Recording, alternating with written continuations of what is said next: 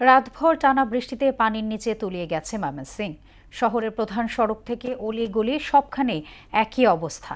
এদিকে নিম্নচাপের প্রভাবে চট্টগ্রাম, কক্সবাজার, মোংলা ও পায়রা সমুদ্র বন্দরে ৩ নম্বর স্থানীয় সতর্ক সংকেত অব্যাহত রয়েছে। এছাড়া তিস্তার বিভিন্ন পয়েন্টে বিপদসীমার উপর দিয়ে প্রবাহিত হচ্ছে পানি।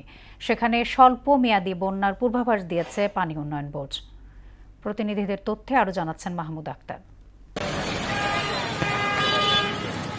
রাতভর টানা বৃষ্টিতে পানির নিচে ময়মনসিংহ নগরী। শহরের প্রধান প্রধান সড়ক সহ অলিগলি, বাসাবাড়িতে জলাবদ্ধতায় সয়লাব। নগরীর ব্যস্ততম চরপাড়া মোড়, হাসপাতাল, পলাশপুর, নওমহল এলাকা সহ বেশিরভাগ এলাকা পানির নিচে তলিয়ে গেছে।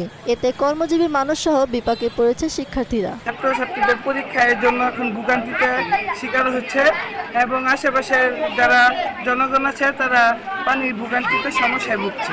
রাস্তাটা যেন এই রাস্তাটা যে আছে এই রাস্তাটা যেন উঁচু করে সিটি কর্পোরেশন উঁচু করে, এটা আমাদের দাবি।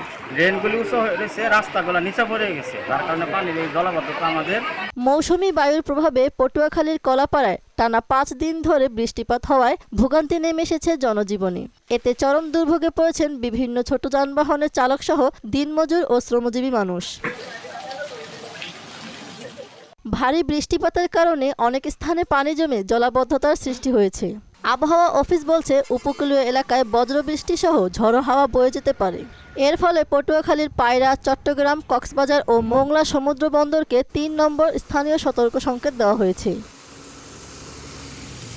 কক্সবাজারে মৌসুমী বায়ু সক্রিয় থাকায় ব্যাপক বৃষ্টিপাত হচ্ছে।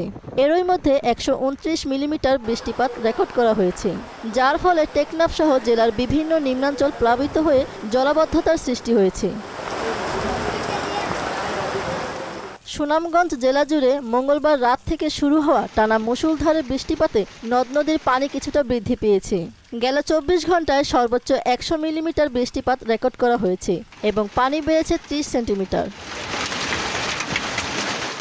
এছাড়া ভারতের পশ্চিমবঙ্গ ও সিকিমে ভারী বৃষ্টিপাতের কারণে উজানের ঢলে দেশে তিস্তা নদীর পানি বৃদ্ধি পেয়েছে। আগামী 24 থেকে 48 ঘন্টায় তিস্তা, ধরলা ও দুধকুমার নদীর পানি বেড়ে লালমনিরহাট, রংপুর, নীলফামারী ও কুড়িগ্রামে নদীগুলোর পানি বিপদসীমার উপর দিয়ে প্রবাহিত হচ্ছে। এতে স্বল্পমেয়াদী বন্যার শঙ্কা রয়েছে। মাহমুদ আক্তার, মোহনা সংবাদ।